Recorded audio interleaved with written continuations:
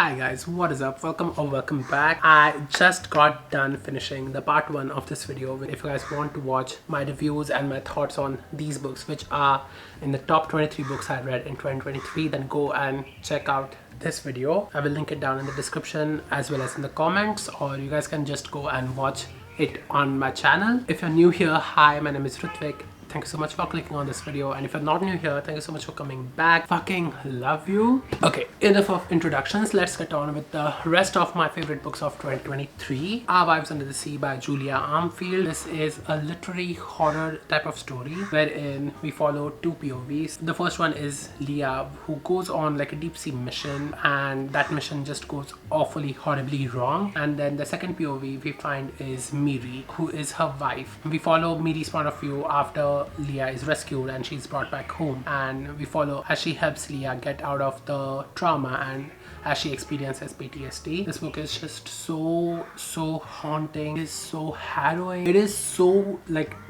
tender, yet it is so brutal in the feeling of it, and I absolutely loved it. It is so sad. The ending of this book is just one of the best endings, as well as one of the most haunting endings of a book I've ever seen. The writing in this book is absolutely amazing. It's so lyrical, so poetic, just so well executed, and I absolutely love this book. After that we have is an audiobook, which is Dear Dolly by Dolly Alderton. If you're a regular viewer, you know that I'm obsessed with Dolly Alderton. I love each and every single book of hers that I've read. It's a compilation of her entries in her Sunday Times style column, where she just gives advice on people who are writing in with their issues about love, life, dating, friendships, like body, mind, soul, just like a typical advice column. What I love about Dolly Alderton is that she's just so witty, she's so funny, yet at the same time she's just so wise, and she's so full of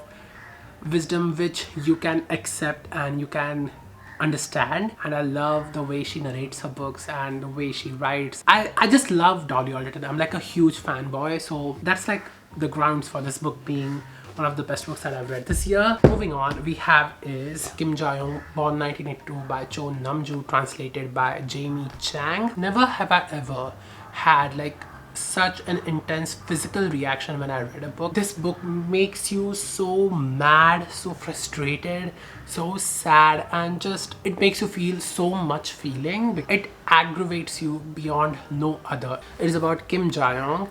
She's a fictional woman, but this book is written as her memoir, and we follow her entire life as she struggles with just living as like an individual, because one way or another misogyny and racism affects her life. And literally from, oh my god, just thinking about this book is making me so mad. Like, I'm just going to read the back over here. Kim Jae-young is a girl born to a mother whose in-laws wanted a boy. Kim Jae-young is a sister made to share a room while her brother gets one of his own. Kim Jae-young is a daughter whose father blames her when she's harassed late at night. Kim Jae-young is a model employee who gets overlooked for promotion. Kim Jae-young is a wife who gives up a career and independence for a life of domesticity. Kim Jae-young has started acting strangely. Kim Jae-young is depressed. She's mad. She's her own woman. She is every woman. This book is an absolute must read for every single woman and every single man out there, because like makes you realize like what we take for granted, what we don't even give a second, third, fourth, fifth thought about, matters so much to a woman, because there are just so many barriers that our society has put on women, and we just take them for granted because the systems help us and the systems really like push us forward. And it is our time that we actively take this into consideration, we actively prevent this from happening, and we actively give women the platform that they deserve, because it is their platform as well, it's not ours. The writing in this book is just so razor sharp. It makes you feel every single gut punch that there is to offer. I can't wait to read more books by Cho Namju. After that we have is the record holder for the fastest book I have ever read. This is a 300-page book which I finished in 3 hours, because I was addicted to it. I was addicted to it. It is Last Word by Taylor Adams. It's about a main character, Emma, who is house sitting a rundown beach house in a lonely Washington coast. She likes to read. She likes to escape from her thoughts, her past by reading. And one day she reads a mystery book which is so bad that she rates it to 1 star and leaves a scathing review on Amazon. But what happens is the author of the book responds to her review and tells her to take it down or else ... It is so fast. It is so fast paced. It's like a proper slasher thriller book, and it is graphic, it is bloody, it is so good, so good. There is a dog involved in the story because Emma is living there alone with her dog. So I just want to give you guys the heads up. The dog is fine. The dog is fine. I don't care if the main character dies. The dog is fine. If you're looking for a book to get you out of reading slump, if you want a book which you can fly through, this is your pick.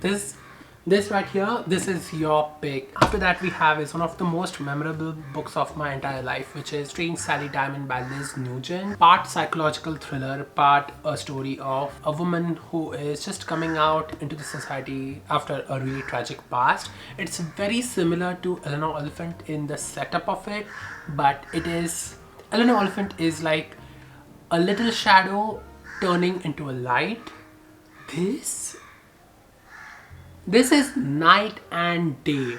There are 2 POVs and one of the POV is just so heartwarming. It's so good. It's like, it's literally Eleanor Oliphant is completely fine. And the second POV, it is dark. It is dark as fuck. And when the POVs collide, your heart is like in a knot on like a spaceship hurtling towards the space, because you cannot stop reading the book once the POVs meet, because you just want to know if everything is gonna turn out fine.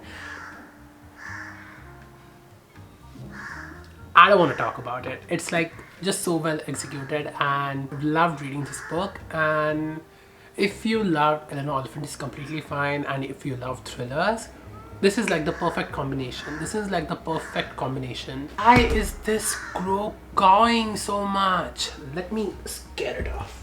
After that we have is a tender coming out age story, which is also a book about grief. It was shortlisted for the Booker Prize 2023, and that is Western Lane by Chetna Maru. I really loved this book because it was just so deep, so layered, and it was like the perfect portrayal of the way as Indians process grief. It's about the family who has lost their mother, and the father enlists all of the girls into a squash training program just to like get their feelings away from this and just to focus on something else other than the really big grief that they're going through. Instead of them healing and instead of them like dealing with that grief, they start to get kind of alienated with each other. This is a story about giving yourself completely to one thing so that you heal from something else. The main character Gopi, she's 11 years old, so as we follow the story, we also follow her coming of age, and it was just so tender, it was so heartfelt, and I absolutely love reading this. It's not like crying sad, but it just like quiets your heart type of sad. Every single person has experienced something of this sort. You just feel seen in some ways. At least I was. I really loved it. After that we have is Kafka on the Shore by Haruki Murakami. A wild, weird, a fever dream type of book which just goes everywhere. With just like, it is so imaginative, it is so brilliantly executed. The writing in this one is absolutely gorgeous, absolutely gorgeous. A very popular book. I don't need to say any more. I'm just so glad I finally read this. We already know I don't like the way Murakami writes women, but we just like put that to the side. After that we have is Piranesi by Susanna Clarke. I did it. I finally read it, and it was worth every single page that I read, and it is so wild, it is so confusing, it is so unique, it is just so haunting. Explores things like loneliness, isolation. It is so puzzling. Actually 70% of the book you don't understand where the book is going, what is happening, what the book is about, but then towards the end everything comes together, and the story itself is like really well executed. I think so before this book was published, Susanna Clarke, she did not write a book for about 17 years. So this is like 17 years of author brain power dumped into like a less than 250 page book. So you can just imagine how good it's gonna be. It is just so good. I loved reading it so much. The writing, I won't say is like lyrical, because I did not find that many like quotable lines. The writing, the way it is written, works so perfectly well for this story and the type of story that it is. Then we have is one of my most favorite reading experiences of the year, which is Good Material by Dolly Alton. Every single thing about this reading experience as a whole, from me getting this proof copy, from me being obsessed and in love with Dolly Alton, and the story itself, it was just so good. It was so fun, and I absolutely love reading this book. It's about Andy, who has gotten broken up with by his girlfriend Jen, and now his life is spiraling. His career is out of control. Like, he does not have a home. He just is like entering a full-blown quarter midlife, one-third life crisis. It is so funny at times, but it has that Dolly Alton sense of charm in it, and I absolutely loved reading this book. I have not read her other fiction novel Ghosts yet, but this is like my favorite, obviously. I love reading this book so much. After that we have is Tom Lake by Anne Patchett. This is the proof copy of it, and this is the final cover. Look at it, how pretty. It's about Lara, who is a retired actress who lives on a cherry farm with her husband, her 3 daughters, who have come back for the lockdown. And as they are picking cherries and like doing their chores on the farm, Lara tells the daughters a story of her past when she dated a man who went on to become the greatest actor of his generation. It is a classic Hollywood love story between 2 actors. It is full of drama, full of juice, and I love reading this book so much. I listened to it as an audiobook as well, which is narrated by Meryl Streep. Meryl Streep is Meryl Streep. She's gonna touch gold. You know, Lara is like an old actress. Meryl is an old actress. So I was imagining Lara to be Meryl, and it just like added such a big cherry on the entire story for me. I absolutely love reading this book. And then we have is the last book in the 23 books, which is Carrie Soto is Back by Taylor Jenkins Reid. Taylor Jenkins Reid is like my goddess when it comes to books. She's one of my favorite authors. She's an auto-buy author. I've been meaning to read this book for about a year, but I just did not buy it because I don't like the cover.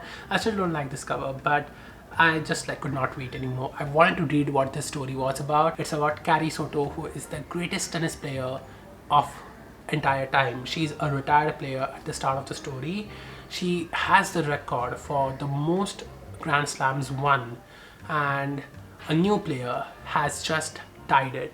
And so to defend her title, to defend her legacy, Carrie Soto comes back on the court. She starts training and she is back to gain her title, and the story is just so well crafted. It's Taylor Jenkins Reid. I don't expect anything else. And I loved Carrie's character. She's just so brash, so outspoken, so direct, so rude. She knows who she is and she's not afraid of it. She's not afraid to claim it. She's very similar to Evelyn in that sense, but the only difference is Evelyn is very soft-spoken and classy, whereas she is very direct, rude, and brash.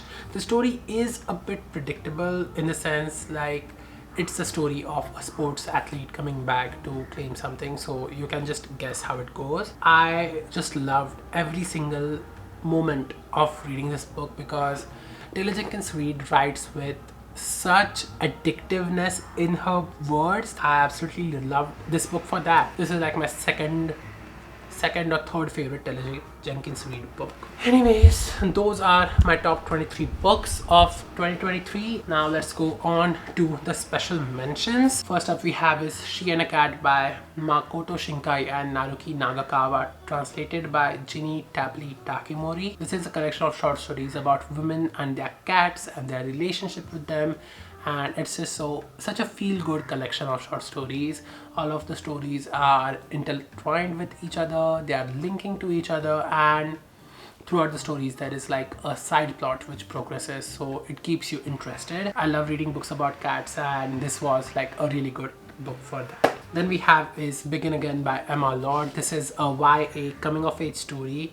It's not really a romance book. There is a side plot of romance, but I just love this book so much. It's about second chances and just like letting life take it go. What the fuck? It's about second chances and just letting life takes it. Fuck! About just letting your life take its course. The cast of the characters over here is so good. It's not the case where only the main characters are developed, but the surrounding supporting characters are also very well fleshed out, and I love the story very much. And if I'm like in a mood for a lightweight YA rom-com coming of age type of story, I'm definitely gonna pick up another Emma Lord book soon. Then we have is I Went to See My Father by Kyung-Suk Shin, also translated by Anton He.